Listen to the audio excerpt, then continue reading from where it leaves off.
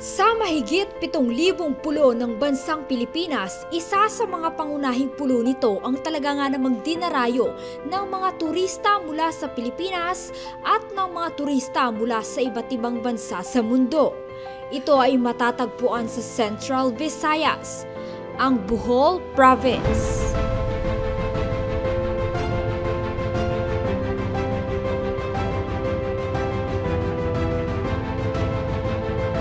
Ngunit sa pagkakataong ito, iba ang dumalaw sa probinsyang ito.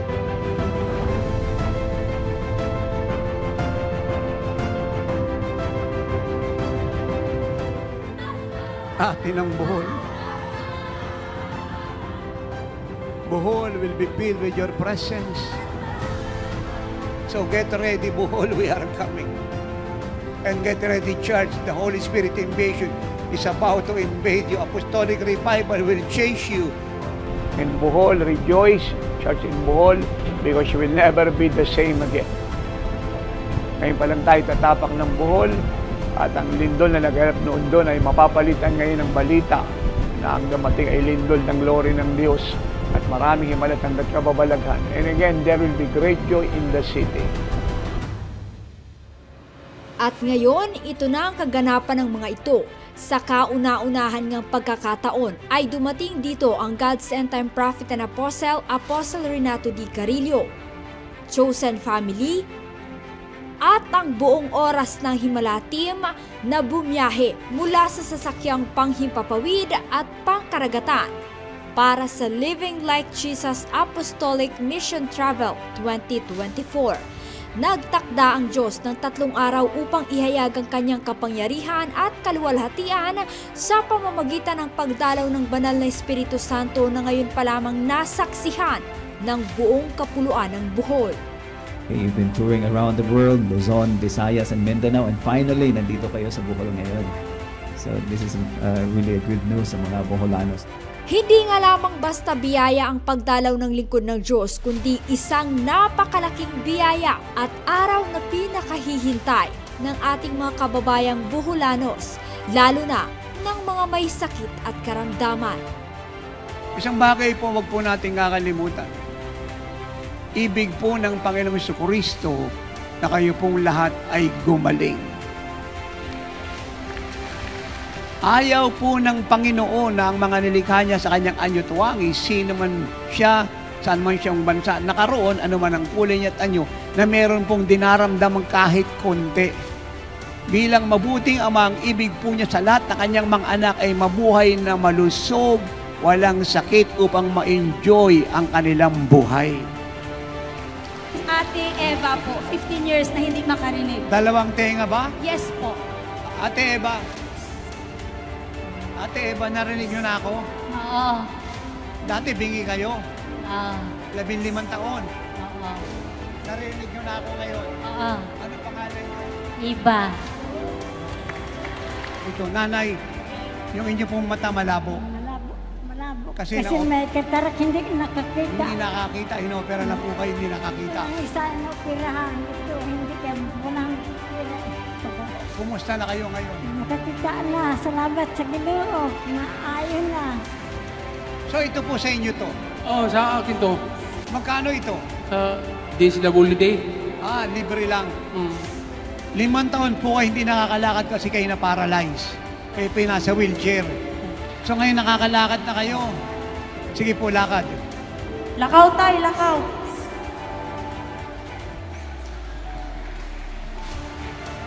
Patawad na kayo. Tapos na tatay. Dami yung papasalamat ko kasi binago ako ng Diyos. Liliwalag na tumama sa mata niyo, tapos biglang lumiwalag mata niyo. Apostol, kanina nakaupo ako doon. Nakapikit ako kasi nagdasal ako kasi gustong-gusto ko mawala na talaga yung tali sa katawan ko na medyo matagal na naranasan ko. Parang aniisip ako palagi ba. Gusto ko ngayon kung gusto, gumaling ako. Tapos nang habang nagdadasal ako, parang may gumanyan, Apostol, gumanyan. 3 beses, maliwanag, parang tinutukan yung, parang nakatutok yung liwanag na sa mata ko 3 beses. Tapos, inisip ko, ano yun? Pag ganyan ko, wala namang ilaw na kakuan. Siguro yung mata ko na Yan. Arinig niyo po yun. Gawa po ni Jesus yun. I feel like I'm in the right place po. And then, I want to proclaim that Jesus healed me right now. And He will be always and forever the best doctor forever. Nanay, titigan niyo po ako. Nakikita niyo na ako.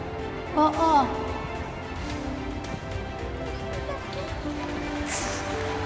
Kita na. Naiyak po si nanay.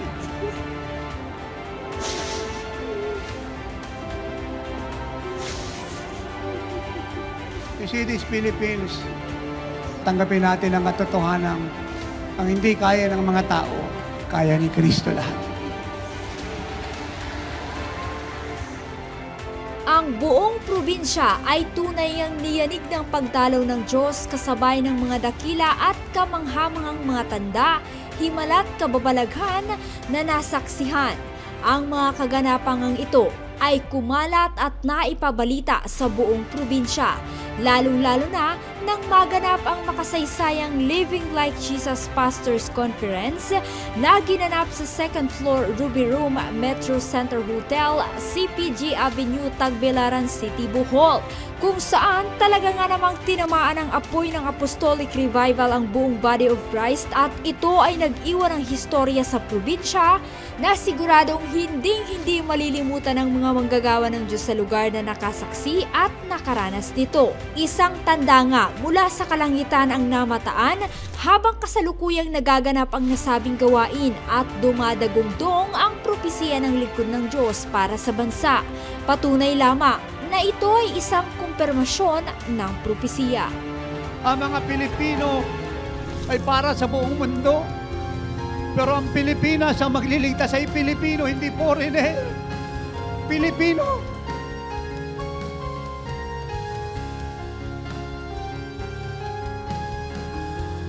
Do you hear me? Ang magliligtas ng Pilipinas ay hindi foreigner, Pilipino. Pero mga Pilipino ay maging apostolic, prophetic, God-sending, living like His missionary to the ends of the earth. And now is the time of prophetic fulfillment. Ang pagdating na apostol ay panahon mo, church in Bohol. Sinasabi ko sa lahat, pag dumating ang apostol sa isang bayan, oras niya na! Oras niya na! Do you hear me, church? Talagang nagagalak po ako na ako po ay nakadalo po dito sa Pastors Conference sa oras po ng Himala. Nakatulong po talaga personally sa paglalago pa sa gawain ng Panginoon. Doon ko naranasan yung move ng Holy Spirit sa buhay ko. Ang pagiging pastor, mahirap siya kasi minsan po gusto ko na po gumive up.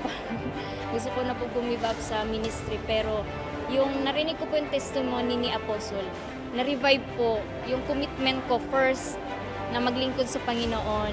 Talagang kakaibang experience. Nagpapasalamat po ako sa Panginoon kasi na-revive po ako. Meron pong spiritual revival na naganap at na-feel ko po ang Holy Spirit na feel sa akin. We are really so blessed tonight and the whole afternoon because our apostle is bringing to Bohol the message of the hour. Really, that is the one that I am looking for. Really, we're so blessed to have him here with us. Nagpapasalamat ako, naka-attend ako because this is different. The move of the Holy Spirit was incredible. First, I was hesitant to come, but I thank God that this is it. This is all I want, and I feel the presence of the Lord. Feel that it was the work of the Lord, and I'm so thankful. And I hope this will come again. This is not the first and not the last, but it will come again. Nagalak po ako at talagang na-unlock po yung anointing po. Labis po ako nasisiyahan kasi yung mga mensahe po niyan, lalo na yung how to be more like Jesus po. Para sa akin po ay gusto ko po ito ma-impart po sa church namin. Pag-uwi ko, ma-share ko po ang naranasan ko ngayon. Yung event ngayon ay iba sa naranasan ko na mga conference. Iba ang ngayon. Maraming naituro sa buhay ko, naituwid sa buhay ko kasi may mga Pagkakamali po tayo na kailangan po natin ituwid. Yung nawawala ko po na prayer, nabalik po. Kasi tama yung sinabi niya na minsan kasi para tayong si Martha, I must be thankful to God na dinala ako dito ni Lord para po magising. During the preaching, nagbigay po sa akin ng kalakasan na magpatuloy. It's really a blessing. It's really for the Lord's work. Sa time na nakita ko siya sa YouTube, I have said to myself that, oh, may benihin pala kami sa Philippines. So, as he enters the room, as he passed by on us, I said, grabe yung glory ni God sa kanya. Nafe-feel ko na hanggang dito. So, talagang yung malakas na hangin ang bumaba at saka yung ilaw na nakita ko talaga na lumiwanag galing sa taas. Kaya yung impact sa turo ni Tatay Carillo talagang napakaganda sa lahat. Marami na akong natinan na seminar, yun talaga ang pinapaganda at saka ang Holy Spirit talaga yun ang bumaba. At saka marami talagang nahihil. Hindi lang na gumaling sa sakit, kundi yung mga puso na hindi makapagpatawad, nakapagpatawad dahil sa turo ni Apostol Carillo, ginamit siya ng Panginoon. Very timely po ang pagpunta niya po rito sa Bohol. Maraming salamat sa Ginoong Kristo na binigyan ng pagkakataon ni Apostol Renato Carillo ang probinsya sa Bohol. So proud po kami na dumating ang ating lingkod. Sana may pangalawa pa, may susunod pa nga dumating siya dito.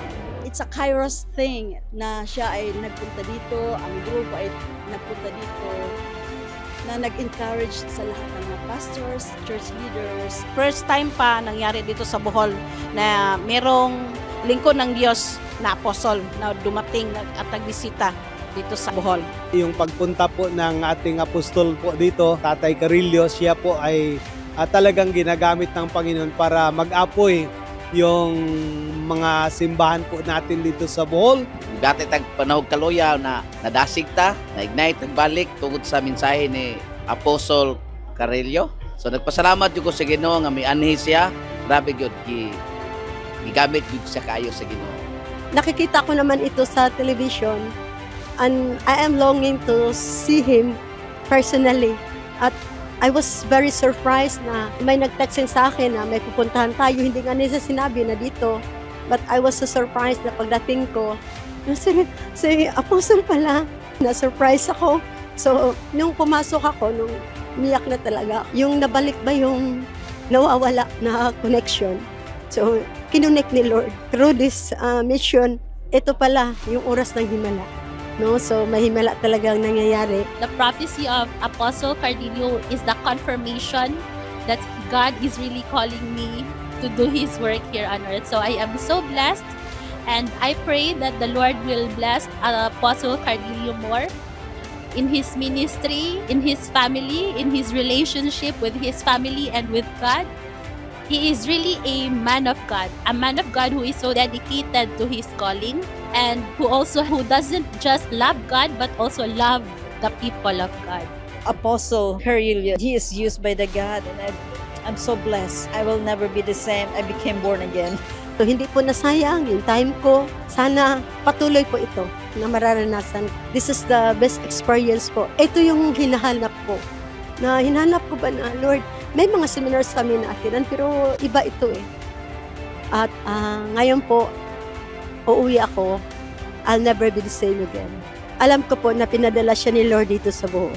For us to unite strengthenly, it's really God used na magka-unite ulit po yun mga pastors. Yes, sir, sa Bohol. Talagang isa siya sa tinatawag ng Panginoon na naging modelo din, no, naming mga pastor na talagang humble at saka talagang sincero sa gawain ng Panginoon. Nakita namin talaga na ang buhay ng Panginoon nakita din namin sa Kanya. Si Apostol Carillo ay isang itinatalaga ng Panginoon na ang buong bansa, buong Pilipinas, hindi lang Bohol, ay magkaroon ng pagkakataon na mabalik ang relasyon ng bawat isa, bawat Pilipino sa Panginoong Ginoong Kristo. Ang nangyari po dito ay sagot sa walang tigil na panalangin at pag-aayuno mula isang araw hanggang sa 40 days. At habang tayo nasa gawain po na yan ay pinaalala ng Diyos yung vision na pinakita niya po habang tayo nag-aayuno na nakita ko po yung Lord nakatayo po. At sa harapan niya po ay ang 6 na lalagyanan.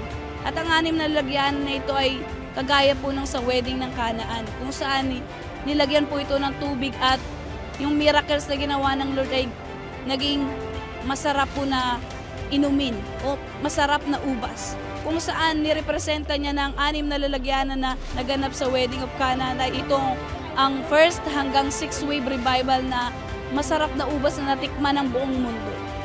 At nakita ko po yung Lord na merong isang hawak na lalagyanan. At ang sabi ng Lord habang nakatingin ako sa kanya, sabi niya, ito ang ika-7 lalagyanan.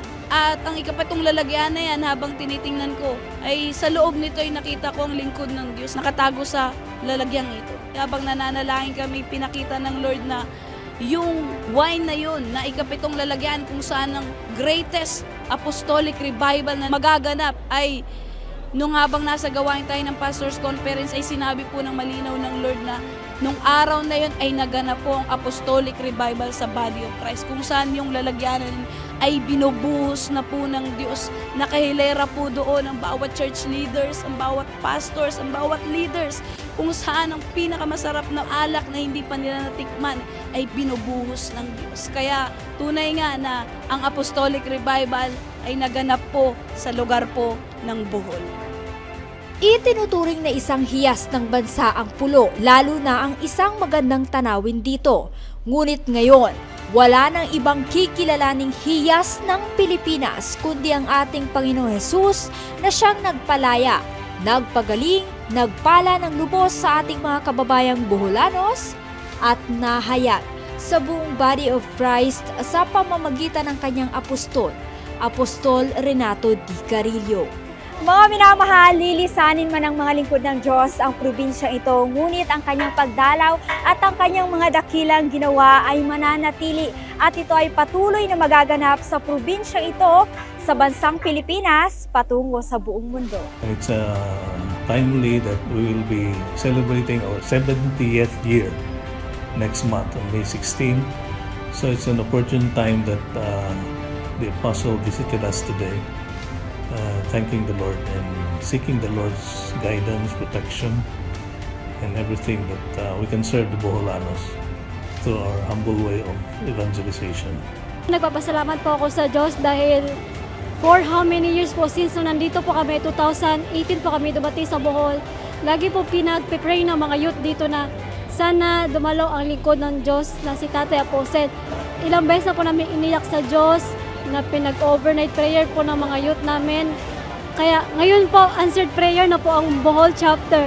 Sobrang saya po na makita ang mga tao na gumaling, ang mga bulag nakakakita, ang mga bingi nakakarinig, ang mga pilay nakakalakad. At talaga pong oras ng himala po ang dinala ng Lord sa bayan po ng Bohol. Tunay nga po na napakalaking biyaya na dumating po ang lingkod ng Diyos na si Apostol Renato Carillo sa Bohol. Marami po ang himala ang nangyari dito sa Bohol. Isa na po yan yung ulan na naranasan po namin dito kasi honestly po, matagal na po namin hinihiling sa Diyos ang ulan na bumuhos dito sa Bohol dahil naranasan po namin dito ang El Nino. Kaya yung dumating po ang lingkod ng Diyos, bigla pong bumuhos ang napakalakas na ulan. At tunay nga po na sobrang napakapangyarihan ang Diyos po na buhay. At may mga dakilang bagay na patutuo ang Diyos sa kalangitan. At kita po natin yung ginawa po ng Lord. Grabe, sobra-sobra naguma po yung kagalakan, yung dakilang bagay na ginawa ng Lord, pinangyari ng Lord, lalong-lalo na po sa church. Na kitang-kita po natin yung gutom, yung uhaw po nila, yung pagka-cry out ng heart nila sa buhay ng tatay na makarating sa probinsyang ito. At nung dumating nga po ang lingkod ng Diyos ay nagsilabasan po sila. Glory to God po dahil nakita po rin namin po yung mga kasagutan ng aming mga pananalangin, especially po sa provisions po ng Lord bawat araw po dahil gumagawa po talaga ang Lord ng himala bilang sagot sa aming bawat pananalangin. At dakila po ang Lord dahil nakita po natin na ang expectation po natin ay nahigitan sa ginawa po ng Lord sa bayan po ng Bohol. Nakita po natin yung pagbuhos ng biyaya at pagkapala ng Lord, ang pagbuhos ng testimonya ng mga himala ng Lord at ang kaligtasan at kagalingan ng napakaraming kaluluwa. Tunay nga po na napakahalaga po ng pagbibigay po para sa kaligtasan po ng maraming buhay at kaluluwa. Sa pagtungo ko po sa mission travel ng Bohol, dito ko po nakita yung katotohanan na kulang po ang aming ibinibigay. Yung akala natin ay sakto na, pero pag naranasan mo sumama sa mission travel, kasama ng lingkod ng Diyos, madudurog yung puso mo. Dahil makikita mo na hindi sapat. Yung inaakala mo na malaking binibigay mo, ay kulang na kulang. Kaya ganun po kahalaga. Lalo na nung nakita mo yung mga nangangailangan, yung mga tao na may mga sakit karamdaman, naghihirap, na nasa paanan ng lingkod ng Diyos. Damang-dama po natin na dapat pala na tayo sa bawat panawagan ng lingkod ng Diyos, wala tayong pwedeng gawin kundi sumunod lang ng sumunod. Huwag na nating tingnan yung ating pangangailangan, kundi doon tayo tumingin sa gagawin ng Lord sa maraming buhay at kaluluwa. Ganun kahalaga ang mas higit pang pagbibigay upang maabot ang mga churches na kailangan sila'y makarating sa apostolic teaching na ginagawa ni Tatay sa mga mission travel, at upang mas marami pang kaluluwa sa iba't ibang bayan ang maligtas, na hindi lang namin isipin na tumigil kami ng pagbibigay, kundi mas higit pa naming nasahin na ibigay ang lahat para sa kaligtasan ng mga tao na mga buhay at kaluluwa sa iba't ibang bayan, na mas madami pa at madagdagan pa ng madagdagan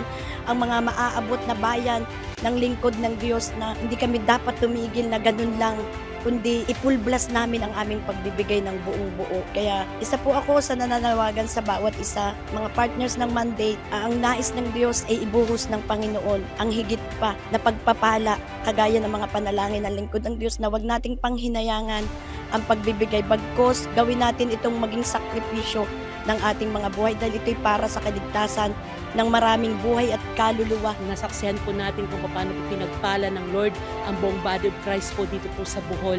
Natunay nga po na kailangan na po talaga ng church na makapakinig sa aral po ng apostol, na ito po yung susi, daan upang sila po makarating sa maturity and to perfection, upang sila po magamit mightily, powerfully in this end time. At habang pinagmamasdan po natin mga kapastoran, they are so much amazed, at parang first time lang po talaga nila naranasan ganung klaseng karanasan, especially nung outpouring na po ng glory po ng Lord.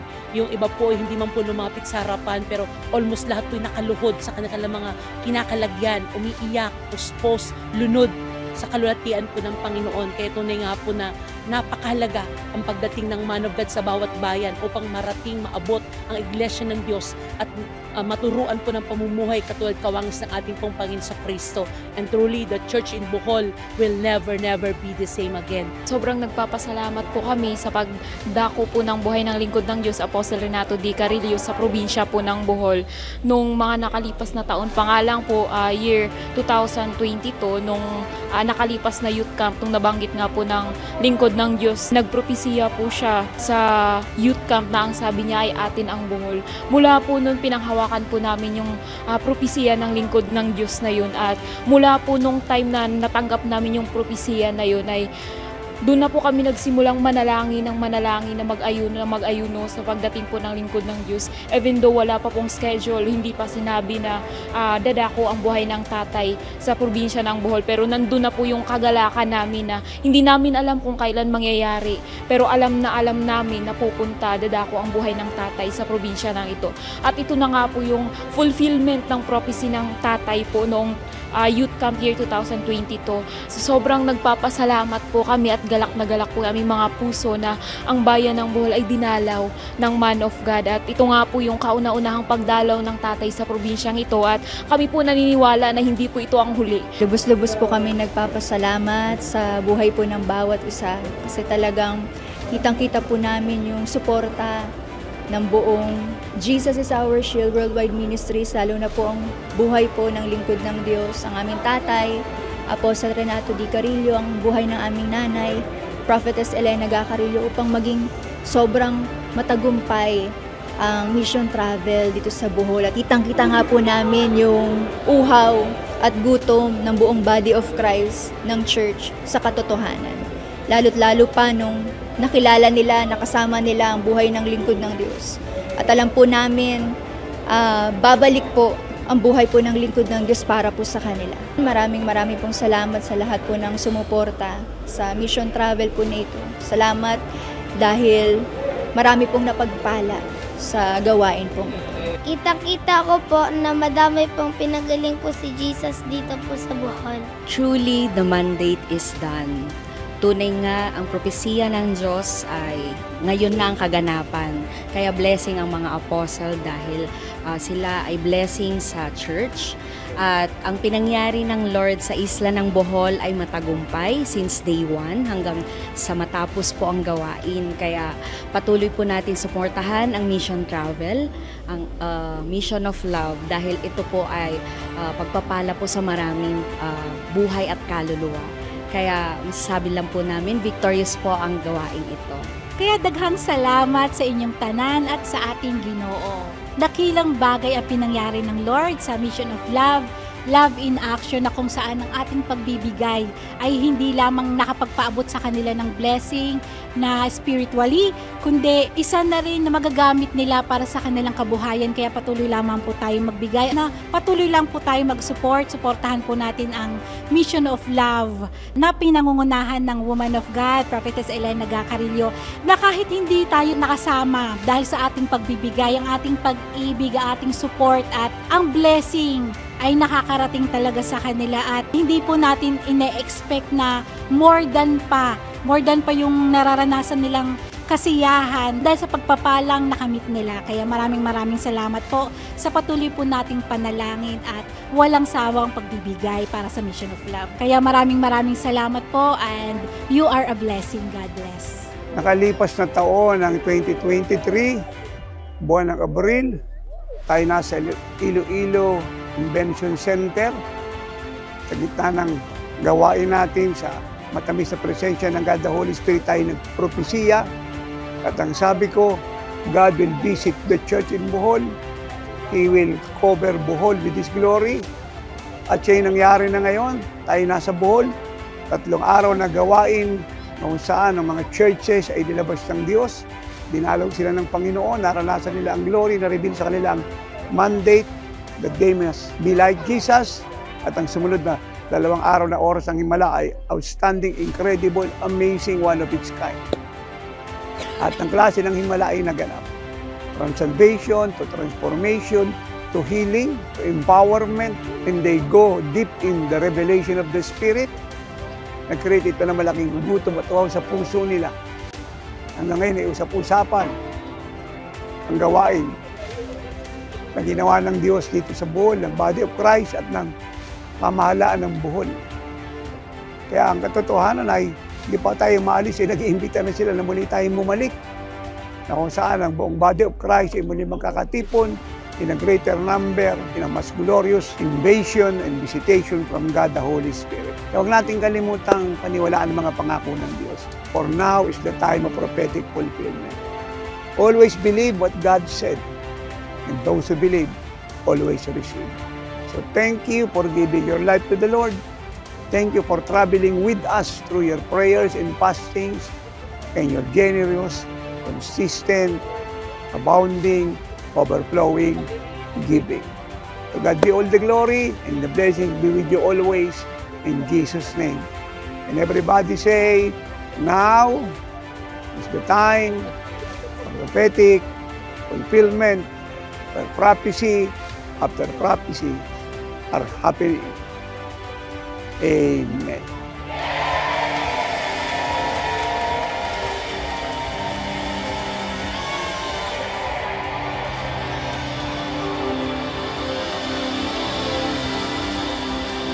The season of the Holy Spirit has come to the church and to the whole island of Bohol.